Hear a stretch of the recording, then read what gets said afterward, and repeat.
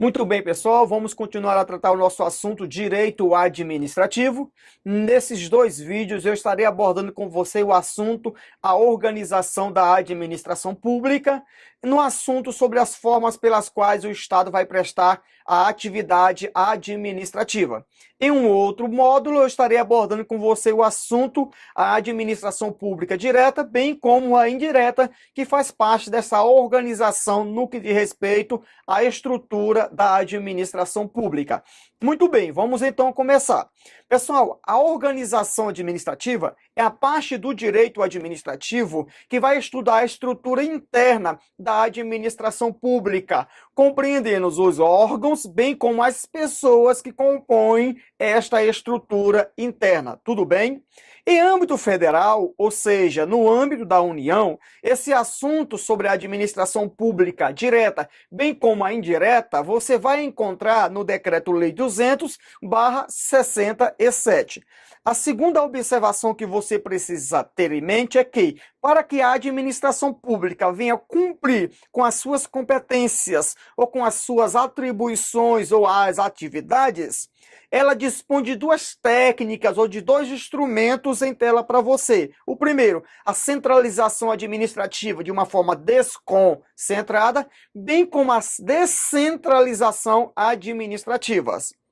Assim sendo, os vídeos estarão justamente girando em torno da centralização, bem como da descentralização administrativa. Mas é muito importante que você venha entender, como eu abordei com você nos primeiros vídeos, sobre o que vem a ser a administração pública. Ela é compreendida em dois sentidos. O sentido subjetivo, formal e orgânico, conforme está em tela para você. Aqui diz respeito ao quê? Você vai encontrar aqui, na verdade, um conjunto de órgãos, um conjunto de agentes, bem como de pessoas, conforme está em tela para você aí, beleza? Esse conjunto de órgãos, de agentes e de pessoas jurídicas diz respeito, então, à administração pública direta, bem como à indireta de qualquer dos entes da federação. Muito bem. Os órgãos, as pessoas jurídicas e os agentes são instituídos para realizar a consecução dos objetivos do Estado, que é servir à sociedade. O outro sentido que é atribuído à administração pública é o objetivo material e funcional. Aqui diz respeito à atividade ou à função administrativa, como também eu abordei nos primeiros vídeos, a questão do serviço público, o fomento, que é o incentivo à iniciativa privada, a intervenção no domínio econômico, bem como o poder de polícia, que é a questão da fiscalização, conforme está em tela para você. É muito importante que você tenha esta visão em sua mente. Vejamos então, de uma forma mais esmiuçada, como está a estrutura da administração pública. Veja só, de um lado você tem as entidades, que são pessoas jurídicas no âmbito normativo. Em segundo lugar, você vai se deparar com os órgãos públicos, que são centros de competências. E, por fim, você vai se deparar com os agentes públicos, que são as pessoas físicas ou pessoas naturais que estarão locados nos órgãos públicos ou nas entidades administrativas. É muito importante que você tenha essa noção geral sobre a estrutura da administração pública. As entidades, beleza? Os órgãos públicos, bem como os agentes públicos. Vejamos então o que vem a ser entidades diante de você aí no slide. Pessoal, entidade é uma unidade dotada de personalidade jurídica, conforme a Lei 9784 de 99, a Lei do Processo Administrativo no âmbito federal, beleza? Sendo assim, dotada de personalidade jurídica, podemos dizer então que a entidade é uma pessoa jurídica, dotada, essa pessoa jurídica, de direito, dotada de obrigação, bem como de encarregada, nesse caso, essa pessoa jurídica, de executar determinadas funções à sociedade. Assim sendo, as entidades, de um lado você tem os entes federativos, diz respeito o quê? Aos entes políticos, a União, os Estados-membros, o Distrito Federal, bem como os municípios. Do outro lado, você se depara com as entidades administrativas, que justamente diz respeito às autarquias, às fundações públicas, às empresas públicas, bem como às sociedades de economia mista. Assim sendo, está aí em tela para você. Os entes federativos são a União, em segundo lugar, os Estados-membros, o Distrito Federal, bem como os municípios. É muito importante que você tenha em mente que os entes federativos, o que eu desejo saber sobre ele na questão governamental, eu vou encontrar no direito constitucional. Assim sendo, como regra, o assunto que vai, ou melhor, a norma que vai tratar sobre os entes federativos, você tem na questão governamental, na questão política, o direito constitucional em tela para você. Vejamos as capacidades constitucionais dos entes federativos. Ora, você tem a questão da auto-organização, bem como também da autolegislação, onde esses entes federativos vão criar, vão elaborar as constituições e as leis infraconstitucionais, beleza? Em segundo lugar, você tem a capacidade do autogoverno, onde os entes federativos terão a autonomia para eleger representantes no âmbito legislativo, bem como no âmbito do executivo. Aqui você se depara com a capacidade política dos entes federativos. Em terceiro lugar, você se depara com a autoadministração, onde eles vão tratar da questão de gerir e administrar bens, serviços e interesses visando a sociedade. Aqui você vai encontrar a questão da capacidade administrativa dos entes da federação, com base no artigo 37 em diante ali, você vai observar esse assunto no que diz respeito à questão da administração pública em ação. Muito bem, os entes políticos já estão dentro do termo administração pública direta, com base no artigo 37, caput da Constituição Federal. Vejamos então quais são as entidades da administração pública indireta. De um lado você tem as autarquias, ou autarquia no singular. Em segundo lugar, você se depara com a fundação pública. Depois você vai encontrar em terceiro lugar a empresa pública, bem como a sociedade de economia mista. Cabe salientar que ainda existe a questão dos consórcios públicos, com base na Lei 101, Lei 11.107, que trata justamente sobre os consórcios públicos. Essas entidades administrativas, elas não possuem autonomia ou a capacidade política, mas apenas a questão da administração, ou seja, capacidade administrativa, conforme está em tela. Muito bem, vejamos as características comuns entre os entes federativos e, do outro lado, as entidades administrativas. Você tem a questão da personalidade jurídica, pelo fato de todas elas, as pessoas, serem pessoa jurídica, beleza? Conforme está em tela. A outra característica em comum entre os entes e as entidades administrativas é a autonomia administrativa, beleza? E, por fim, você tem a outra característica na questão da autonomia financeira. Muito bem, vamos continuar. Vejamos agora de uma forma bem ampla, de uma forma resumida, mas de uma forma bem esquematizada, sobre a estrutura da administração do Estado. Assim sendo, vamos então tratar da estrutura administrativa do Estado, da República Federativa do Brasil, a qual república é composta pelos entes políticos, onde você tem a União, os Estados-membros, o DF e os municípios, que são pessoas jurídicas com a capacidade político-administrativa, com base no artigo 18, caput da Constituição Federal. Assim sendo, são pessoas jurídicas de direito público, conforme está em tela para você. Pessoal, a estrutura da administração do Estado está dividida em duas partes. De um lado, você tem a administração pública direta, centralizada, beleza?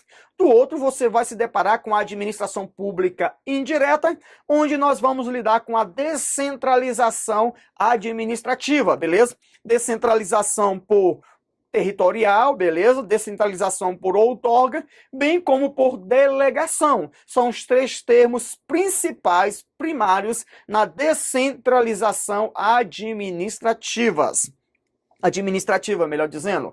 Muito bem, a administração indireta, ou melhor, direta, está dividida em duas partes, onde de um lado você tem os agentes públicos, do outro você se depara com os órgãos públicos. Cabe salientar que os órgãos públicos são centros de competências, beleza? Já o termo agente público, ele é genérico. Dentro desse termo, você vai se deparar com os agentes políticos, com os agentes administrativos e com aqueles particulares que estarão em colaboração com o poder público, conforme em tela para você.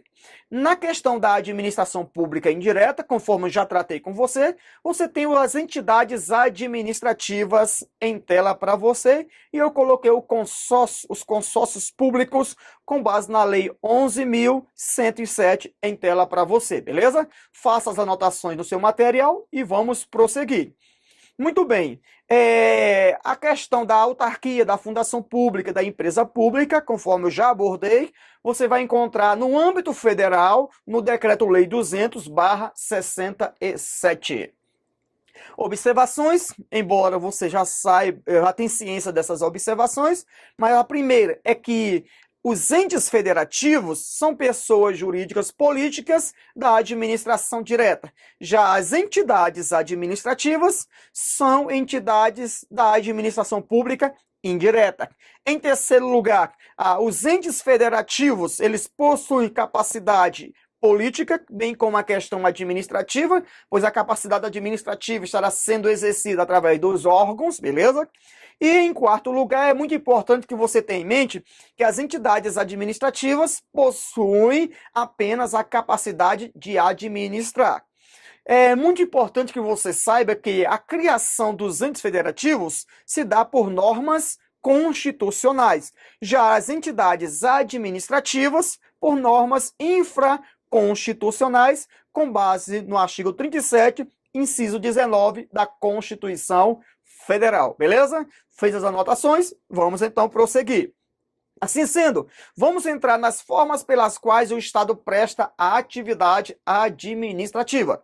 Pessoal, a primeira forma, aqui eu apresentei lá atrás, sobre a centralização, bem como a descentralização. Vou esmiuçar, beleza? Vou abordar de uma forma mais ampla, para que você possa entender o assunto e não venha perder nenhuma questão que o examinador venha pedir na sua prova. Assim sendo, você tem a concentração administrativa, que se refere à reunião de competência entre órgãos de uma mesma pessoa jurídica. Então, existe um órgão e as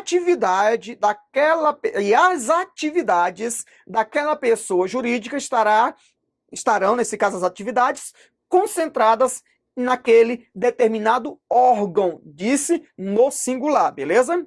Em segundo lugar, a outra definição é que concentração são atividades concentradas em uma mesma pessoa sem criação de órgãos. Então, como exemplo, você tem, só a fim de exemplo, você tem a pessoa da União, e esta pessoa da União, ela, então, podemos dizer que quando ela foi criada, existia ou passou a existir nela apenas um órgão. E através desse órgão, todas as atividades serão realizadas por aquele órgão. Há uma crítica neste ponto, pois diz a doutrina que é impossível uma pessoa jurídica, na qualidade da União, realizar todas as suas atividades através de um órgão só, beleza? Mas eu quero que você entenda que isto é concentração administrativa. Em terceiro lugar, a concentração se dá também quando se extingue um órgão e as atividades e as atribuições daquele órgão serão concentradas em um outro órgão. Exemplo, existe uma pessoa jurídica composta por dois órgãos, o órgão A e o órgão B. A pessoa jurídica resolveu extinguir, acabar, eliminar com o órgão B. As atividades do órgão extintos serão concentrados beleza? Concentradas, na verdade, as atividades, ok? Naquele órgão A que ficou existindo naquela pessoa jurídica. Isto é concentração administrativa. A concentração é o agrupamento, conforme acabei de relatar, de 2 ou mais órgãos internos em apenas um órgão. Muito bem. Por fim, é uma ausência de distribuição de atividades entre repartições públicas internas, ou seja, inexistência de mais de um órgão dentro de uma pessoa jurídica, conforme o comentário até o presente momento. Você vai encontrar em alguns manuais 2 exemplos. O primeiro fala sobre a Constituição Federal, a qual concentra no presidente da República, que é um órgão, beleza? A responsabilidade política por todas as atribuições do poder executivo. Pois dentro do executivo você tem entre os órgãos, no âmbito da União, a presidência da República. Então, quando todas as responsabilidades políticas são concentradas na presidência da República, você está diante de um exemplo de concentração administrativa, o que a doutrina diz, de uma forma crítica, que é impossível. Até porque, abaixo da presidência da República, existem os ministérios, conforme você tem noção desse assunto. Um outro exemplo é a questão de redução de ministérios para cortar gasto, conforme o exemplo que eu dei para você no slide anterior, diante de um órgão A e de um órgão B, extinguindo então o órgão B. As atividades do órgão B serão concentradas no órgão A. É o pensamento em tela para você, beleza? Muito bem, vamos então continuar. Vamos prosseguir. Observações. A questão da concentração é o fenômeno inverso da desconcentração. Professor, ainda não sei o que é desconcentração. Nós vamos abordar no próximo slide. Mas eu quero que você tenha isso em mente, que o fenômeno da concentração é o inverso da desconcentração, beleza? Poderá ocorrer esta concentração dentro do Estado ou dentro de uma mesma pessoa jurídica da administração indireta, conforme a doutrina. Em terceiro lugar, na concentração, isso é muito importante que você tenha em mente, não existe a questão da hierarquia, ou seja, a subordinação, pois existe apenas um órgão. Existindo apenas um único órgão, é impossível haver a questão da hierarquia, ou seja, da subordinação. Muito bem, assim sendo, vamos então tratar o que vem a ser desconcentração administrativa. É muito importante que você organize o conteúdo, a matéria na sua mente. Primeiro, o que é concentração? É justamente as atividades sendo exercidas através de um órgão, beleza? Ou a extinção de um órgão B e as atividades sendo concentradas no órgão A, beleza? Muito bem, sendo assim, vamos então entender o que vem a ser desconcentração administrativa. Pessoal, a desconcentração diz respeito a uma divisão ou uma distribuição interna de função ou de atividade, de competências, dentro de uma mesma pessoa jurídica da administração pública direta. É a primeira informação que eu desejo que você tenha em mente, beleza? O assunto vai funcionar da seguinte forma, veja só. Então, o assunto aqui da desconcentração se dá dentro de uma pessoa. Como exemplo, eu sou uma pessoa física ou uma pessoa natural. Dentro de mim existem vários órgãos. Isto é desconcentração, porque cada órgão que existe na minha área interna tem uma função a ser desempenhada no meu corpo. É o fenômeno da desconcentração administrativa. Mas vamos para o âmbito jurídico, beleza? Você tem aqui a pessoa da União, que é um dos entes da federação, beleza? Esta união, então, resolve criar seus próprios órgãos e as atividades ela distribui entre os órgãos que ela criou para um fim específico. Então, existe o órgão A, que vai exercer uma função, o órgão B, que vai exercer uma outra função diferente do órgão A, e assim sucessivamente. Diante dessa situação, você se depara com a desconcentração administrativa, que é o caso da criação do Ministério da Educação. como também tem o caso do Ministério da Fazenda, bem como o Ministério da Saúde, quando a União, através da Presidência da República e abaixo da Presidência da República, existem órgãos, nós já estamos diante do fenômeno da desconcentração administrativa, beleza? Assim sendo, a desconcentração se dá diante de criação de órgãos dentro de uma mesma pessoa jurídica. E a pessoa jurídica, então, distribui as atividades como saúde, questão fazendária, questão educacional, beleza? E outros assuntos que você tenha na sua mente, você está diante de uma situação da desconcentração administrativa. Muito bem, desconcentração, portanto, as atribuições da administração pública são repartidas entre órgãos da mesma pessoa jurídica. Em segundo lugar, a desconcentração ela tem por propósito ou por objetivo descongestionar a atividade, permitindo assim um adequado e racional desempenho das funções administrativas com base no princípio da eficiência. Em quarto lugar, é desconcentrar. Desconcentrar é delegar, é transferir de uma estrutura dentro de uma mesma estrutura, melhor dizendo, é delegar, beleza? É conceder atividades dentro de uma mesma estrutura interna, dentro de uma mesma pessoa jurídica.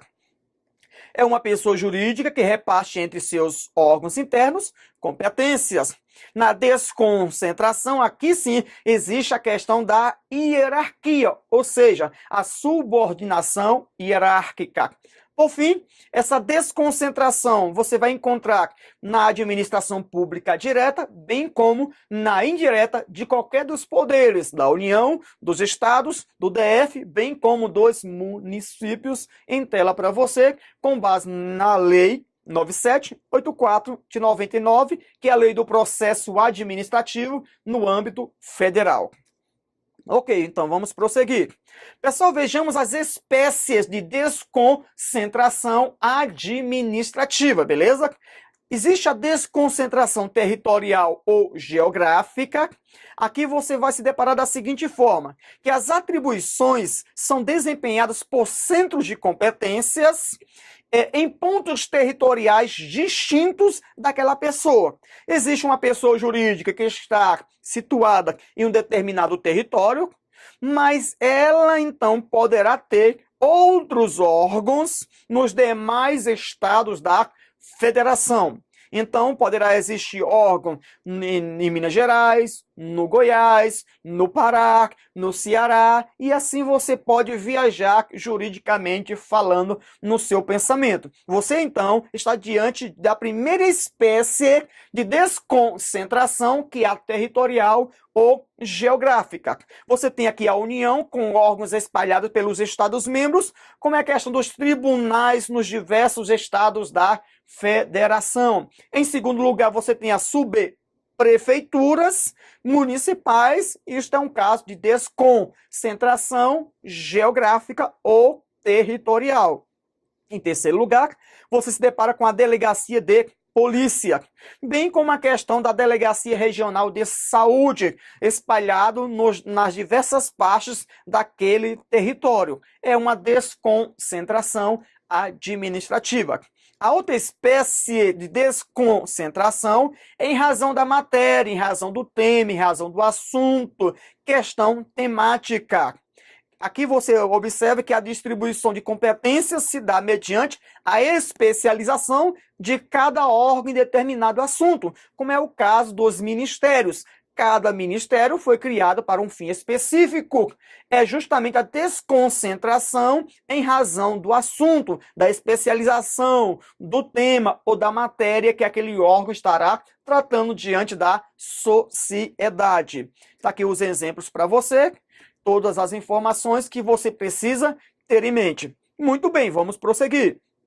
A outra espécie de desconcentração é em razão do grau de hierarquia ou a questão funcional. Aqui você tem, logicamente, a subordinação hierárquica, ou seja, uma relação de subordinação entre os diversos órgãos criados. Você tem a União, Abaixo da União existe a Presidência da República. Abaixo da Presidência da República, você vai se deparar com os respectivos ministérios. Dentro dos ministérios existirão várias repartições, vários órgãos, isto é, desconcentração em razão da hierarquia, ou seja, da subordinação. Então, no topo da pirâmide, você tem a pessoa da União, abaixo dela a Presidência da República. Abaixo da Presidência da República, você vai se deparar com o Ministério da Justiça. Esse Ministério da Justiça poderá ter abaixo dele outros órgãos, como é a questão do Departamento de Polícia Federal,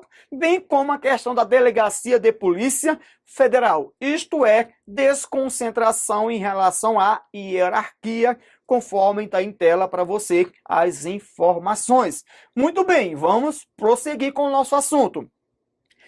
O próximo assunto que eu estarei abordando com você agora é a questão da centralização administrativa. Professor, o que vem a ser centralização administrativa? Vejamos a definição. Pessoal, a centralização ocorre quando o próprio Estado, quando qualquer um dos entes da federação, os quais você já tem em mente, no que diz respeito à União, os estados, o DF, bem como os municípios. Então, ocorre quando o próprio Estado exerce a atividade administrativa de uma forma direta, através de seus órgãos internos, bem como os seus agentes públicos na questão da administração pública direta. Aqui o Estado não transfere, o Estado, presta de uma forma direta através dos seus órgãos. E dentro dos órgãos você vai encontrar os agentes públicos, isto é, centralização administrativa. Assim sendo, a centralização administrativa, conforme o nosso assunto, o nosso ponto, justamente vai tratar da administração pública direta federativa, que é composta pelos entes da federação, pois você vai encontrar a administração pública direta em qualquer um dos entes da federação. Assim sendo, trata do fenômeno inverso da descentralização administrativa. Professor, não sei o que é descentralização. É o próximo assunto que eu estarei abordando com você. Mas da mesma forma que eu fiz lá atrás, que o fenômeno da concentração é o inverso da desconcentração, a mesma coisa acontece aqui, que a centralização é o fenômeno inverso da descentralização administrativa. Mas cabe salientar, na centralização, o Estado presta diretamente a atividade administrativa por meio dos seus diversos órgãos, através dos agentes públicos. Muito bem, quando se extingue uma entidade da administração indireta, as autarquias, as fundações, as empresas públicas e as sociedades de economia mista, o serviço por essa entidade extinta será centralizado, o serviço, ou a atribuição, ou a função, ou a atividade, no Estado que deu vida à entidade extinta. Assim, o serviço será prestado pelo Estado. Muito importante, da mesma forma que eu procedi na concentração, na extinção de um órgão e as atividades sendo concentradas no órgão que ficou, acontece aqui na centralização, ou seja, só que aqui é diferente. Lá nós estamos diante de órgãos, aqui nós estamos diante de pessoas jurídicas. Então, quando o Estado cria entidades da administração pública e resolve extinguir uma entidade como a autarquia, as atividades daquela autarquia serão centralizadas, as atividades, na pessoa jurídica que deu vida àquela autarquia. Isso é centralização administrativa, conforme a última observação. Muito bem, nós vamos prosseguir com o exemplo, porém, no próximo vídeo estarei, então, continuando o assunto em tela com você. Até breve, então.